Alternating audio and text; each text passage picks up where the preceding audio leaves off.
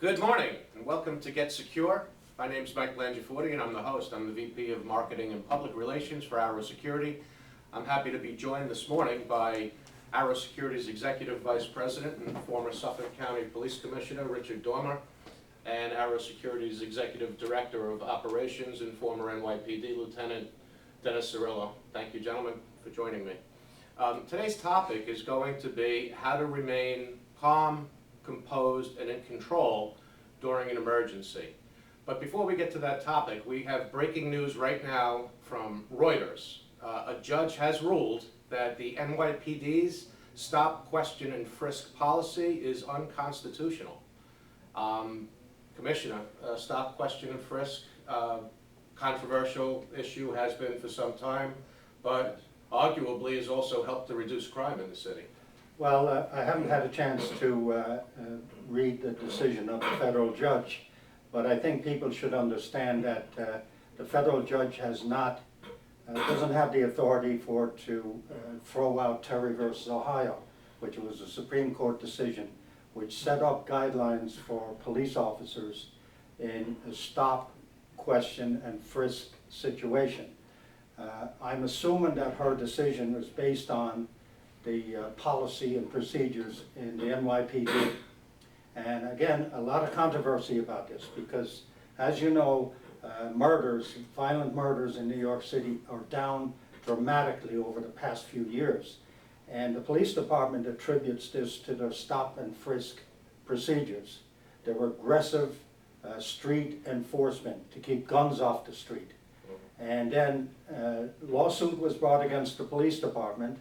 Federal judge had a hearing, had a trial, witnesses from both sides, and now has rendered a decision. As I mentioned, I haven't had a chance to look at the decision, but I would say that it's specific to New York City and the way the procedures are carried out, the stop and frisk. It does not mean that officers cannot do stop and frisk. They still have that authority. But as a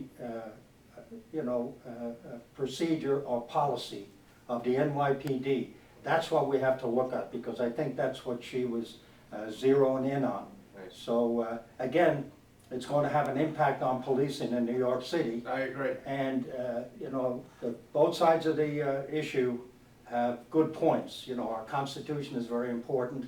We all know that. But also your safety is number one. If you can't go about your business in a safe manner on the streets of our cities, then nothing else counts. Yeah. Well, the decision just came down about an hour ago, so it is actually breaking news. I'm looking forward to reading the judge's decision and why it came to that type of conclusion being unconstitutional. Dennis, they were talking about that part of this decision had to do with racial profiling in the NYPD. And again, another controversial issue that has drawn spirited debate from both sides of the aisle. What say you? Well, I think the unions weighed in on this already, and with they're cautioning their police officers and sergeants and above that you might be sued now for racial profiling under this, and that's going to really cause big problems in the city. If you have police officers that feel basically that they're handcuffed and they can't do their job, you're going to see those great numbers that the commissioner talked about going up. All right, we're going to have more homicides out there. There's going to be police officers that are going to be fearful of taking on a lawsuit against them personally. So I think there's going to be a big issue. It's a hot button issue, and could develop into a big problem. Absolutely. And if you're just tuning in now, breaking news from Reuters that a judge has rendered a decision making the NYPD's stop, question, and frisk policy unconstitutional. Now, Dennis, I remember when you and I were on the streets, when we were on the job, it was obviously before this stop, question, and frisk became controversial. Now, arguably, stop, question, and frisk is taking guns off the street. And the men and women that I work with in the NYPD, if there was a stop, question, and frisk, A, it was legitimate. B, you didn't care who it was or what demographic they were from or what race they were from. The goal was to reduce crime and get guns off the street, and now that's coming to, obviously, they're saying, no, it's unconstitutional. But you gotta remember that when you're out and you're doing patrol, and you're in a high crime area, a lot of times these high crime areas are demographically, minority locations. So you're out there and who are you stopping? You're stopping minorities, and I understand that. But, I think if you stop making those stops, the crime rates in those areas are gonna be greatly affected. They're gonna go up, there's gonna be more homicides, as I stated before, and there's gonna be problems. I agree, and the other issue, A Commissioner. couple of points there, Mike, on the racial profiling issue.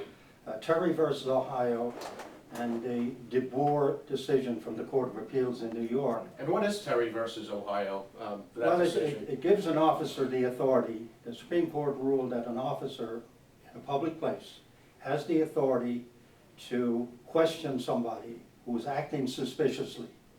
And then if the questioning leads to, because of behavior or because of suspicion that the person may be carrying a weapon, the officer can now do a pat-down, which is not a search.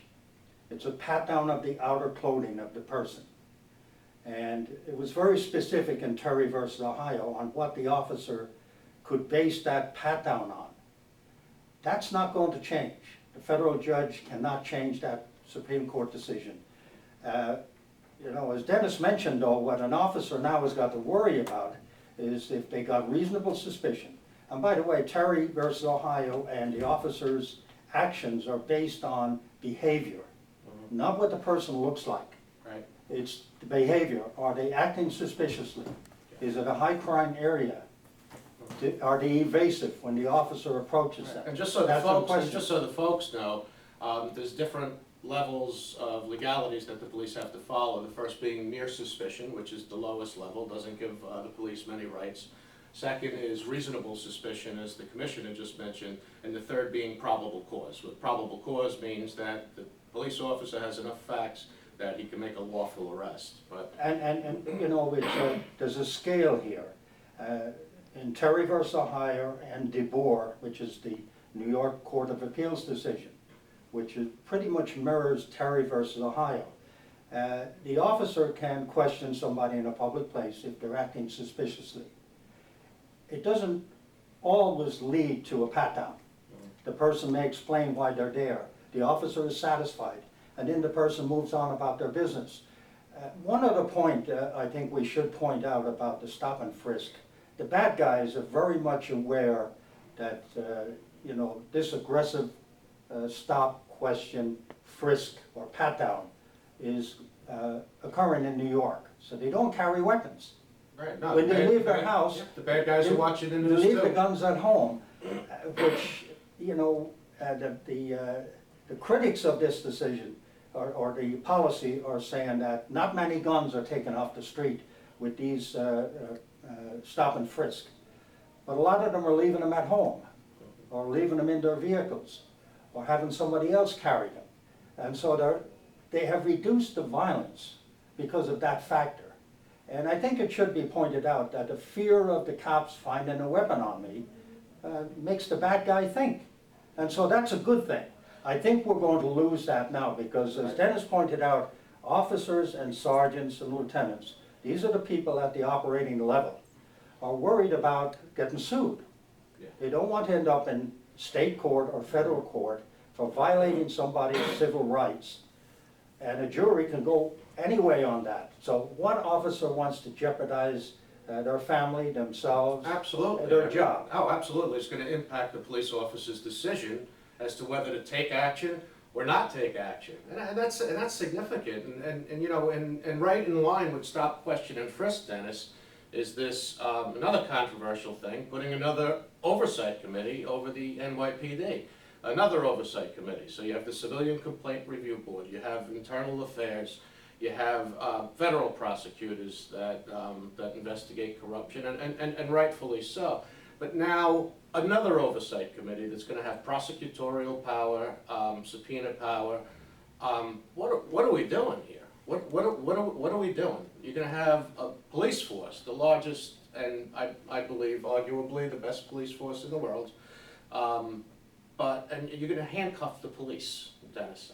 And that's the big problem, Mike. I mean, cops are gonna be out there on the street, I think, you know, if you're in fear for your life, you're gonna do what you have to do anyway. I mean, you're gonna pat somebody down, you're gonna make the stop.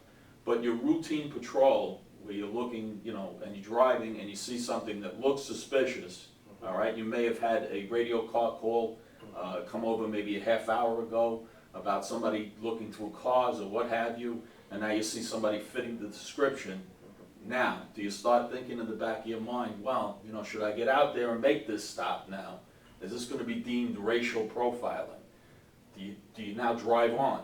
Yeah. You know, these are things that might happen. And here's what scares me. Here's what scares me the most, is you have the police that are gonna feel handcuffed. You have the police that, maybe if they would have made that stop, question, and frisk, maybe if they would have taken some action, are gonna feel handcuffed, like, maybe I shouldn't do that. And here's what concerns me the most.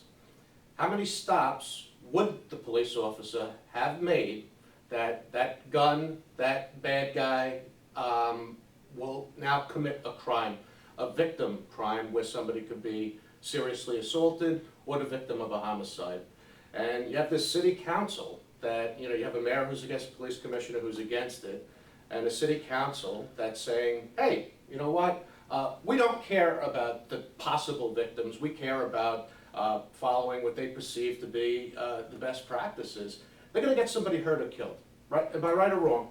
Well, you know, this is the silly season in New York City, by the way.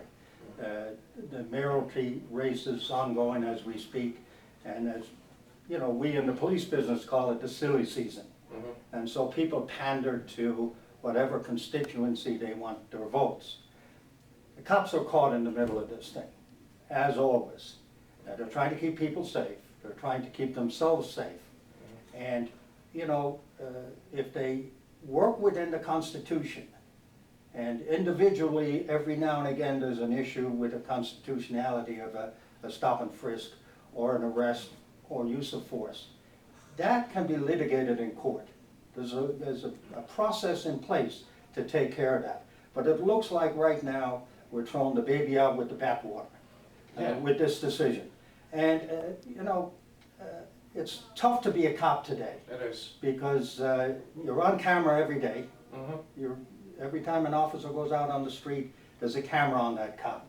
And so they're reviewed, critiqued all the time. They're disciplined very severely in the Yes. police department. If any of you have had to deal with internal affairs in the PD, you know exactly what I'm talking about. Disciplined if not arrested and prosecuted. Yeah, now the police commissioner is appointed to run the police department, administer the police department. If you don't like the way the police commissioner is administering the police department, get a new police commissioner. Mhm. But don't set up another layer of bureaucracy that's going to hamper crime fighting. And this Which is what's is not going to happening. happen. It's going to happen. And it's just playing to the crowd. It's pampering. It's not necessary. Kelly and Blumberg have said it's not necessary. There are so many overviews of the police department already in place. By the way, this federal judge was one of the layers of overview that we just went through with New York City. And I should mention too, by the way, I've talked to officers and supervisors in New York City over the months, the last few months.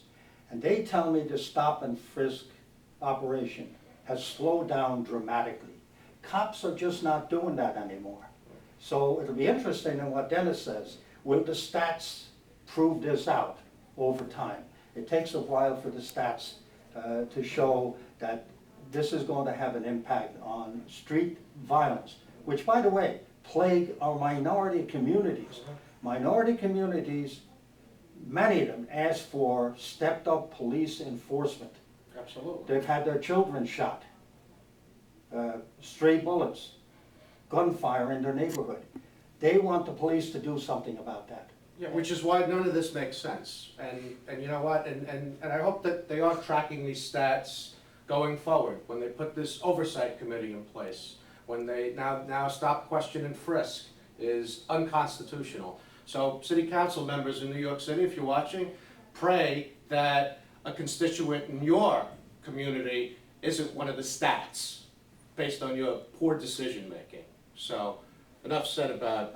Mike, let me yeah. finish up, by the way. The Constitution is very important, and it's very important that officers adhere to the Constitution, especially the First, Fourth, Fifth, Sixth, and 14th Amendments of the Constitution. In the police academy, they get hours and hours of instruction on these amendments to the Constitution. So sergeants and lieutenants are very much aware of these constitutional rights, and it's at the top of their priority. And so I think that we should mention that we're not talking about throwing out the Constitution here. Absolutely not. We believe in the Constitution. Absolutely. That's what makes this country great. But stop interfering with your police department. Stop and stop making the police officer feel, or give the police officer pause, Dennis, to want to do their job. And this ruling and the policy about an oversight committee is going to give our police officers pause before they take action. And that pause is what I'm arguing is going to get somebody hurt or killed. And not just one instance, multiple. Mike, I have no doubt that the numbers are gonna go up. You are basically handcuffing the police officer. He's gonna have a problem making a decision on what he should do out there, because all these things are in his head. The unions are gonna be pumping them that, hey, listen, be careful out there, and it's gonna be a problem. It's gonna be an issue. I have no doubt that the numbers are gonna go up. And if I could, Mike, I'd wrap up with this thing. As you can see, I'm very passionate about this. We hire our police officers and we train them to check out suspicious activity. Mhm. We want our cops to do that. That's why we hire them. If you see something suspicious, check it out. That's what they do. Then if it leads to something else, so be it, as long as you follow the rules. And most of the time, the officers follow the rules. If they step over the line, there's a process in place to take care of that. So I just wanted to mention that this, this is at the core of being a police officer, where you see something suspicious outside a store, in an alleyway, people sitting in a car. Are they drug dealers? Are they looking to rob the liquor store? That kind of thing. Absolutely. So that's what we want our cops to do. Dennis mentioned, that's going to dampen that enthusiasm, and that's bad for policing, bad. and bad for the safety of the city. Absolutely, and again, important topic, and by no means are we saying on this show that the police officers should not follow and strictly adhere to the Constitution and to the laws of the state of New York. Not saying that. And we're not saying that racial profiling is a good thing, it's a bad thing, and it's not a good practice for any police officer to follow, and I just want to be clear about that. I think it's important to mention that we all know that internal affairs and units such as that are needed. I mean, the police department is a mirror of society. There's good and there's bad. We know there are bad cops out there, and we know that the things go on that shouldn't go on, but I think that the New York City Police Department, as well as the other local police departments, take care of that, and we don't want the black eye. We want to take care of business. If there is a rotten apple in the bunch, then we have to remove that. I agree. And then, now moving on to, great discussion, guys, but now moving on to our topic of today, and that's staying calm, staying in control, and being able to act effectively during the course of an emergency. An emergency could be anything. It could be a natural disaster. An emergency could be a crime situation, whether you're being a victim of a crime. Emergency could be anything. It could be an active shooter, as we've also discussed in the past. Acting erratic and out of control and panicky does not help in any emergency situation. We saw it with Superstorm Sandy. We see it with any time a blizzard rolls through New York City. What's the first thing that people do when there's going to be 6 inches of snow on the ground? They feel like there's not going to be any more milk supply. There's not going to be any more gas supply. There won't be any more chicken on the shelves or meat on the shelves. First thing that people do, and we see it all the time, Commissioner, and a blizzard by no means is an emergency, but they rush right to the store to get more gallons of milk than they'll ever need. Bread and milk, bread and Yeah. milk. It's human nature. We understand that, and it's good to be prepared. We mentioned before the show started that we're going to enter the hurricane season now. So people should be prepared by basic items like flashlights, water and if they have a generator, make sure the generator is working. You don't want to find out the thing doesn't start when you lose your light. Absolutely, that the oil's changed, that it's ready to go. Yeah, but it's human nature. But what we're saying to people that are watching this show is take a deep breath. Be, prudent. We don't say that you shouldn't stock up with certain items, but don't go crazy. And it's the same thing whether it's an incident that happens at your home or you have a car crash and, that's a very traumatic event. Stay calm, take a deep breath, observe what's going on around you. You know, if it's a criminal activity, the police are going to want some information. One thing I would tell people is get the plate number. You know, nobody gets the plate number. The cops respond and it's a hit and run or it's an assault or it's a robbery at a store and they see the car leaving, did you get the plate number? And it's very frustrating when somebody can tell you the color of the car, which helps, and the direction of travel. No, I didn't get the plate number. Did you get partial plate? Very important for the investigative unit. But again, when something traumatic happens, whether it's at your home, with your children, with a family member, stay calm, take a deep breath. First thing you should do is call 911. Get the emergency people responding. Look, if it doesn't, become an emergency, they can always leave. They're not going to be upset. They'd rather you call. So if you have a fire in the kitchen, call it 911 immediately. You've got to get the fire department down there. Don't try to put a towel over it and the fire gets worse. That kind of thing. Well, and panic is contagious. Panic is contagious. I mean, the example I always think of is yelling fire in a crowded movie theater. That's the one that we think of all the time. Panic becomes contagious. So when panic is becoming contagious, there's individuals that need to step up, and that seem to step up all the time, Dennis, that take control of the situation. They're the ones that survive, they're the ones that help out. Panic is bad. Identifying what the emergency is and taking control of a situation is important. Mike, as the commissioner said, I think, the two Ps, he mentioned preparedness. All right, you have to be prepared. But the other thing too is to practice. All right, practice how you escape from your home in the event of an emergency. By doing simple things repetitively with your family, in the instance of a real emergency, you'll have that practice and your mind will just simply go into that practice repetition, Yeah, if you will. How many of us that have children that your children every year have to make a poster about, where's the meeting point if a smoke condition or God forbid a fire happens? But how often do we actually practice that? Or is it just an annoyance to the parents to have to sketch this out and do a schematic of their house? But do we actually, because it's important, and it's important that they do it every year, but do we actually practice what to do? Because then people are on autopilot, Dennis. That's right, and this is the problem when you are not practicing something like that, and you do start to panic. You have that fight or flight syndrome. All right, you want to get out of there. You're not thinking rationally. The body reacts. You're in a panic. Your blood flows to the core of your body. All right, your brain is not getting what you need to get as far as blood to the head. All right, so if you're not practiced and you're not doing it, you're going to react in that situation, and you're going to be no good to yourselves, your families, or anybody else. Absolutely, and we're not telling people that you can't be nervous. Obviously, if something traumatic is happening, it's the body's natural, it's the mind's natural reaction that you're going to be frightened. But there's a difference between, it's okay to be a little bit scared, and sometimes that even gives you an edge. But there's a difference between being a little bit scared in a situation, Commissioner, versus being scared and panicking or even being completely out of control. Yeah, running away can be the appropriate thing to do if you're accosted on the street.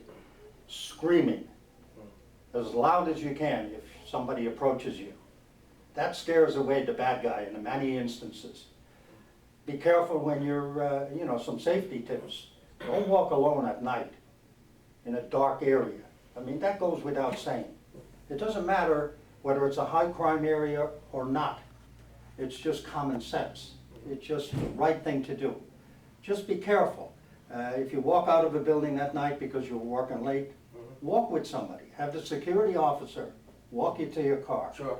Check the car before you get in. Make sure there's nobody behind the seat.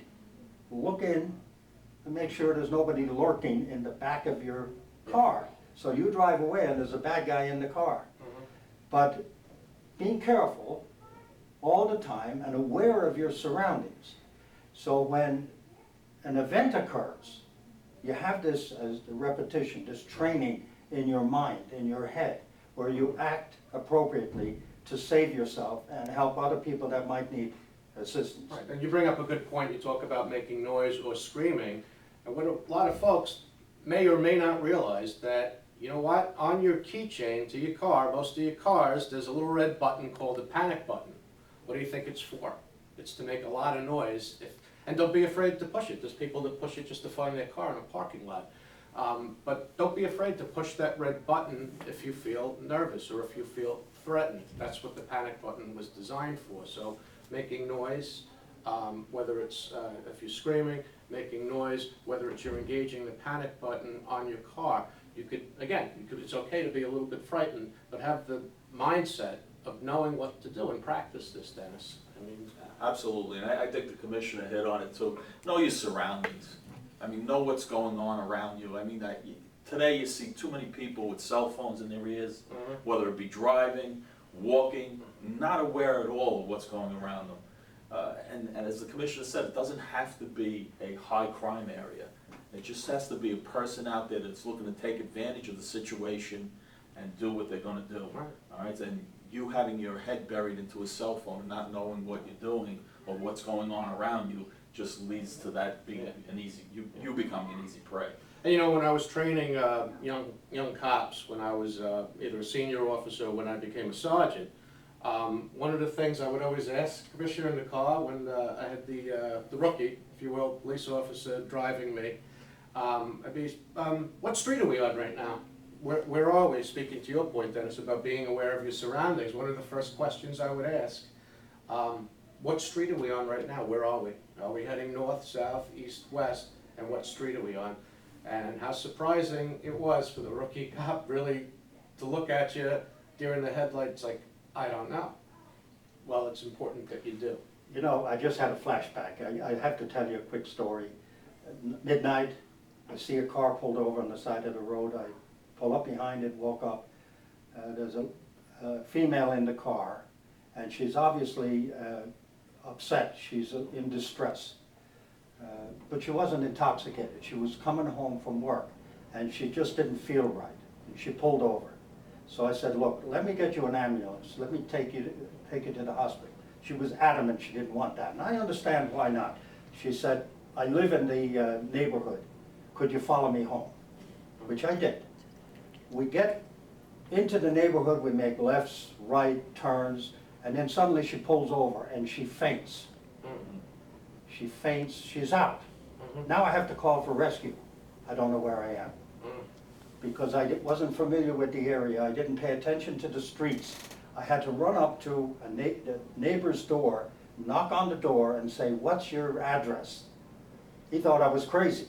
He gives me the address, now I can give the address to the rescue people. She ended up in the hospital. Delaying precious time. So that really hit home. I have that flashback. And I mention that story to young cops all the time. Know where you're driving, because you never know when you have to call in an emergency. And if you don't know where you are, it's useless. What's the You point? can't get help. Yeah, and again, if you're just tuning in to Get Secure, we're talking about not panicking during an emergency, how to stay calm, how to stay in control during an emergency. And we're also talking about some safety tips that can help you be prepared in the event of an emergency, and that was getting aware of your surroundings. Yeah. That is, the hurricane season's coming up, and as I touched on in the beginning of the segment, people rushing out to stores, depleting the shelves. We saw what happened during Superstorm Sandy with the gas lines and the rush. Arguably, a lot of people didn't need to top off their tanks or whatever, and they created long lines, and people that might really need the gas weren't getting the gas. And again, panic panic, and I know that you were personally affected by Superstorm Sandy, but there's a difference, I think, Dennis, between preparedness and panic. Yeah, there certainly is, and as Mike mentioned, I took about 5 feet of water in my home, and devastated 2 years in a row. I mean, through Irene, about 3.5 feet. But I too was on those lines at 3:20 in the morning for approximately 2.5 hours to get gasoline. That's how bad it was, and that was the panic. So again, the preparedness, the second P. Get out there, there's a problem, get gasoline ahead of time, way ahead of time. We generally have very good warnings out there. They can't predict exactly what's gonna happen, but with nor'easters, high tides, you live on the water, you're gonna have a problem, so prepare for it. Absolutely, and also from, again, during a crime standpoint, we've talked about in the past, Commissioner, active shooter, and whether it's whether it's part of workplace violence, whether it's at a college or a university. I believe that training and education on these topics of active shooter will help to stop people from panicking and react, even similar to a fire, Dennis, but be able to react in a way that you become more on autopilot as best you can. It's okay to be scared, but not to panic. But if we train and educate our students, our workforce on active shooter and on these situations, I believe the training and education could help people to react better and not panic in an emergency. Well, especially in the schools, it's amazing that we've come to this point in our society that we got to worry about our children when we send them to school. And the training should include specifically the teachers and the people in charge at the school, because they're the ones that can really reduce the injuries and deaths when there's an active shooter. Just a simple thing, by locking the door to your classroom, having the children go down under the desk, away from the windows and the door. And it reminds me of back in the 50s when the schools were practicing for atomic weapons. The fear that some of your listeners will probably have a flashback to that time. Now we're in a different problem. We have a different problem with the active shooter thing. And even though it doesn't happen that often, it's very traumatic and devastating to a community when something happens in the schools. The Connecticut shooting was unbelievably horrible. That's still resonating with people throughout the country. And again, precautions can be taken. Do the drills, explain to the children why they're doing them. And if they need assistance, our security, by the way, we will come into a school district, and offer free presentations on how to keep your community safe and your school safe. So again, as Dennis mentioned, be prepared, because you never know when it's going to happen. It's unfortunate that we have to prepare for this, but again, it's just the time that we're living in today. Not being prepared can add to the deaths and injuries in a particular place. Absolutely, and getting the word out. So, I'm hoping that my colleagues in law enforcement and the security field offer you time, offer you services. Your kids go to school, offer to sit on some type of a school safety board to get the word out. You guys have the expertise, you're former law enforcement, you know how to teach these things. You have the essential tools, and it's important to get that word out to keep our kids safe and to get secure, and that's the theme of this show. So, great discussion, gentlemen, today, and thank you. Thanks, Mike. And thank you as always. And certainly a topic that we're going to have to revisit, because I think it's important to have the repetitiveness, if you will, in getting the word out to the folks about keeping themselves safe and getting secure, which is the name of this show. So again, I'm your host, Mike Blangiforti. Special thanks to Karin, Caro, and the folks at the BluChippers at BluChip Marketing for making this show possible. Much appreciated, Karin. So remember, get Arrow, get secure. Have a great week, everybody.